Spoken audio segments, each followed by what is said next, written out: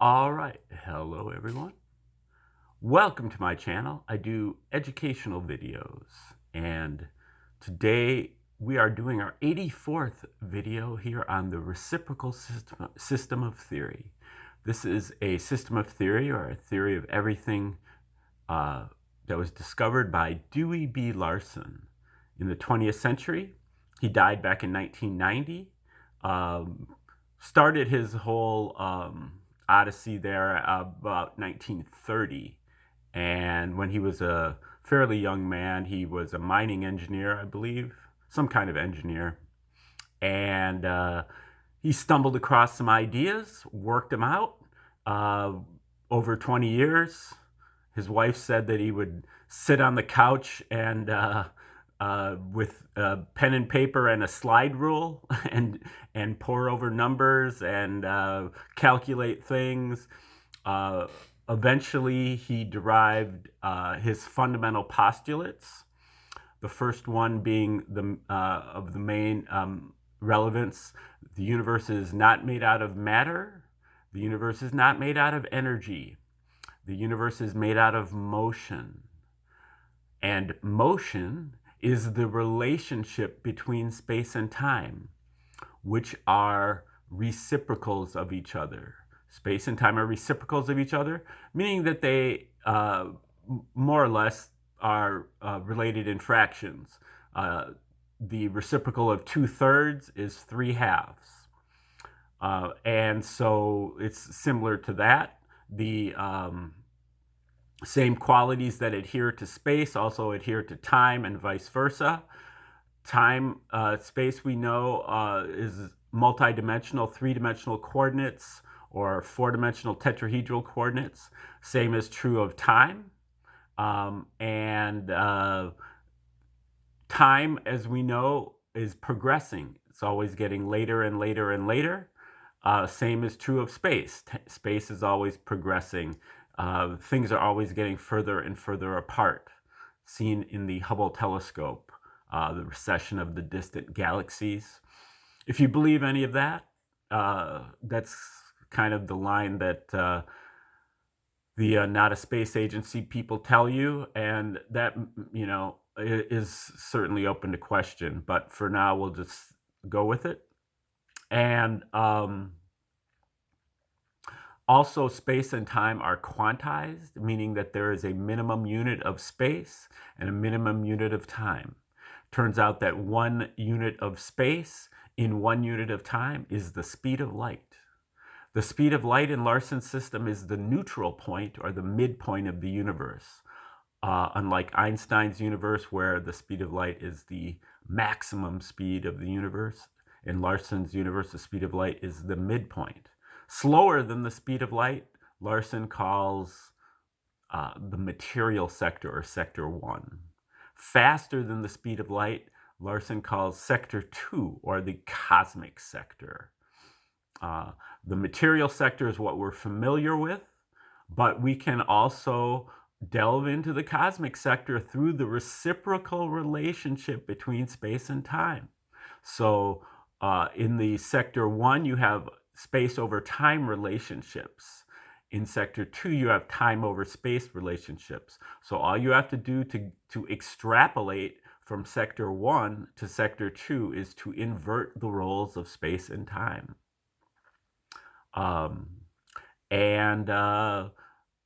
When a sector 1 entity is aggregates up to its most complex level, the atoms and molecules of the material sector, to its most complex level, which is DNA, it becomes eligible to be controlled by a sector 2 unit.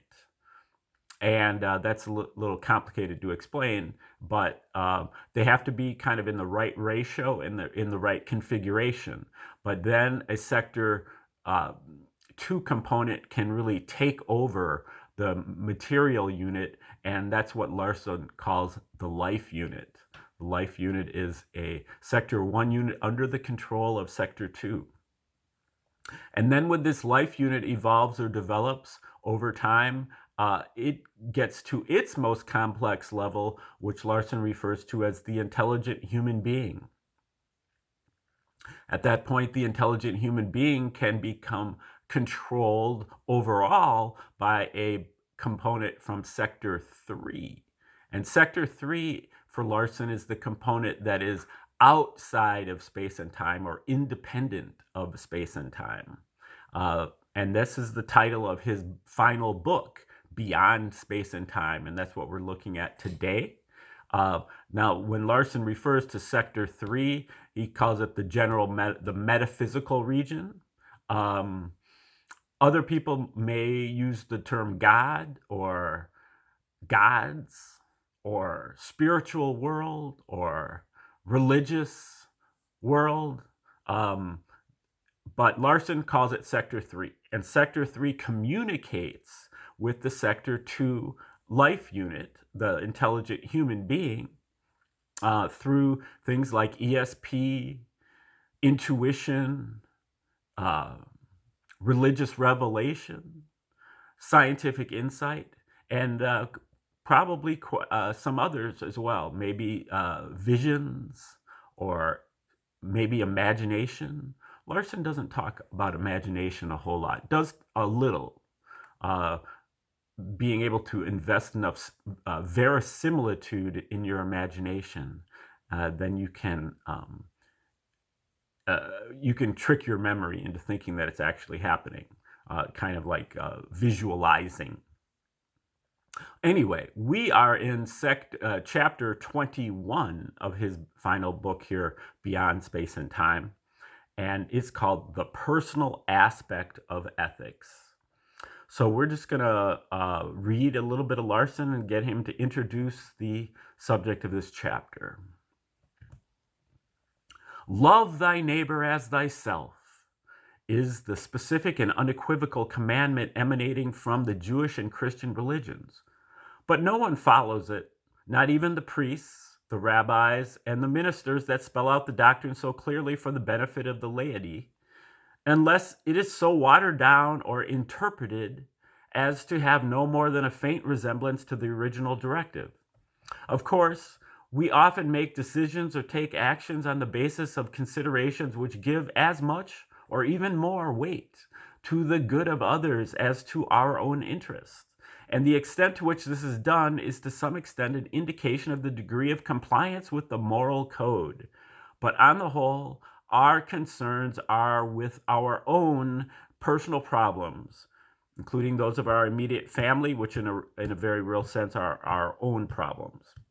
Except for such attention as one may pay to the affairs of others in the course of earning his own living, it is unlikely that any individual devotes more than a very small fraction of his constructive thought to the concerns of his neighbors. However sympathetic he may be to his neighbor's difficulties, when he does get around to considering them, life is full of problems for him too, and these are his primary concern. Okay, now, if you saw my last video, we were wrapping up the other chapter, and chapter 20, and he was talking there at the end about ethical behavior and the ethical code. And the ethical code is kind of like putting together all of the various communications that you've gotten from Sector 3. The communications from Sector 3 are always correct, but our ability to translate them correctly is different. We have to kind of be prepared for the messages, understand the language that the messages are coming in order to decode them properly. But he says that an ethical person, for an ethical person, it is not a burden, it is not a difficulty, it is not a sacrifice to act as an ethical human being.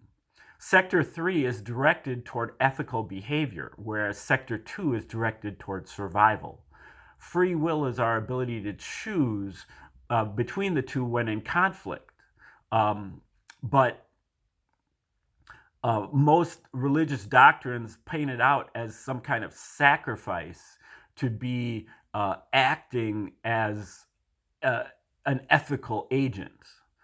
Doing the right thing makes it seem like doing the wrong thing is somehow preferable. But Larson says that if a person has really developed their ethical, um, skills, so to speak, then doing the right thing is what they want to do. It's not a sacrifice at all. Okay, so you'll probably refer to that later on here in this chapter. Now, going on with Larson. Now, if the exhortation with which this chapter opened means just what it says, and if it is a valid expression of the moral code, then we humans are in an awkward predicament. The code requires a course of action which for most, if not all, of us is physically impossible. It is quite appropriate, therefore, that we should extend our present inquiry into this area and to see what bearing our scientific findings may have on the personal aspect of ethics.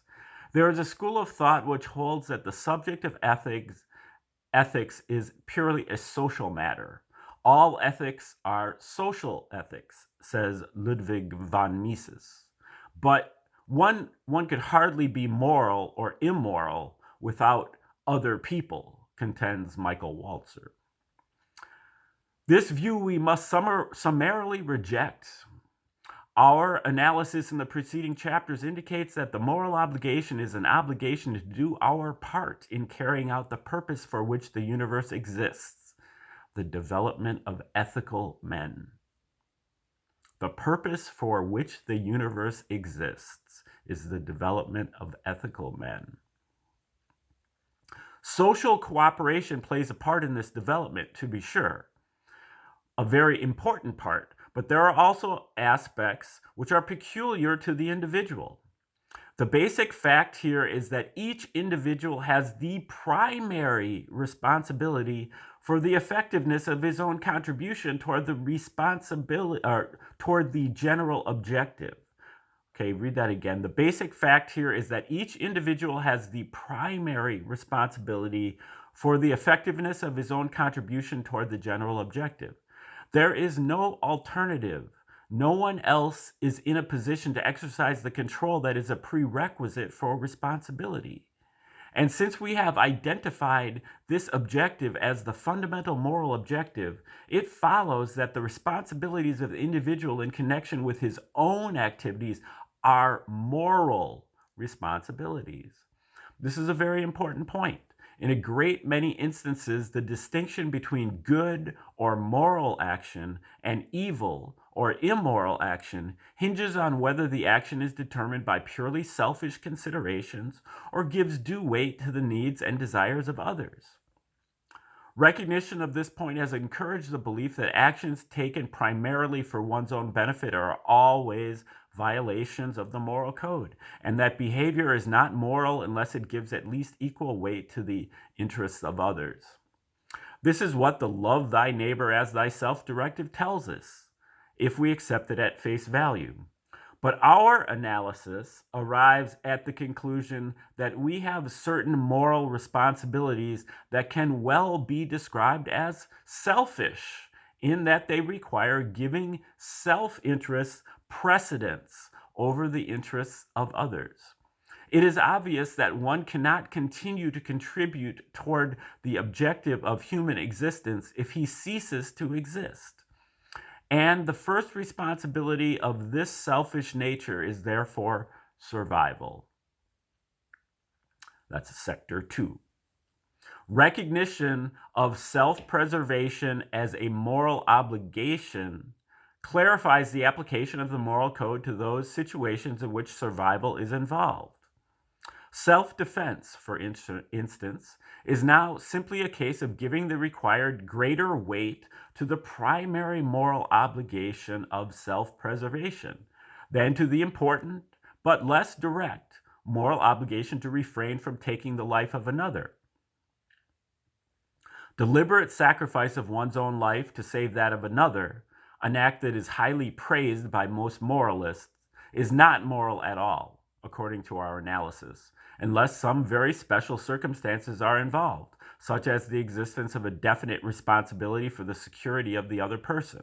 inasmuch as this action gives less weight to a primary responsibility, self-preservation, than to a responsibility which is no more than secondary at best. It should be understood, of course, that this does not justify usurpation of a right to survival that belongs to someone else by virtue of established custom or some other legitimate claim. For example, it does not justify violating the women and children first rule of the sea. Neither does it justify refusal to accept a reasonable risk for the benefit of the others under appropriate circumstances. The justification for self-defense is not seriously questioned in most ethical systems or moral codes, even though reconciling this act with the basic principles of those systems or codes encounters serious difficulties in many cases. It is not likely, therefore, that the preceding comments on self-defense will evoke any strenuous opposition. However, further extension of the same general principle leads to some conclusions that will be widely questioned, and it therefore seems advisable to emphasize the fact that both the premises upon which the conclusions are based and the reasoning that is involved in arriving at them is identical with those from which the justification for self-defense was derived. The first of these additional conclusions is that in order to carry out our moral obligations, we must not only continue to exist, but must also maintain ourselves in good physical condition. Actions such as overindulgence in alcohol, drugs, etc. are definitely violations of the moral code, inasmuch as they prevent the individuals concerned from making their full contribution toward the objective of existence. This illustrates the weakness of those theories that portray ethics as purely social. On the basis of these theories, an alcoholic is violating the moral code only if his actions with others are unfavorably affected, whereas our analysis indicates that his major offense lies in what he has done to himself. Now let us enter into some of the disputed territory. If we follow the reasoning in the preceding discussion a little further, it becomes clear that there is a positive aspect to this matter of physical condition as well as a negative aspect. We have a moral obligation not only to refrain from doing those things that will cause physical deterioration, but to do those things that will promote physical well-being. Thus, what is commonly called good living, adequate and nutritionally effective food, comfortable living quarters, etc., is not only a privilege to be enjoyed, it is something that an individual has a moral obligation to provide for himself and his family, if he is at all able to do so. One should eat enough to stay in good health, if he can, even though he knows that somewhere in the world others go hungry. Furthermore, good physical condition is not the only prerequisite for an effective contribution toward the general moral objective. Good mental condition is likewise required. Just as favorable physical conditions are necessary for satisfactory biological development, so favorable biological conditions are necessary for satisfactory ethical development. The individual who is constantly harassed by financial problems, domestic problems, and the like is not in a condition to think clearly about moral issues. Each person, therefore, has the same kind of an obligation in this respect that he has with regard to his physical condition. That is, he must try, so far as his circumstances permit, to minimize these disturbing influences. In today's society, the primary means of accomplishing this end is the achievement of a certain degree of financial security. To many persons, this conclusion that an individual has a moral obligation to live a pleasant, comfortable, and untroubled life, so far as he is able, will seem utterly reprehensible and little short of sacrilegious. Our findings do get a little support. And he talks about Hawking, who contends that there is a duty to enjoyment, not usually necessary to insist on. Uh, Gittleson says, each man is accountable for the legitimate pleasures of life to which he failed to avail himself. And even Immanuel Kant says, to seek prosperity for itself is not directly a duty, but indirectly it can be very well a duty in order to guard against poverty, which is a great temptation to vice.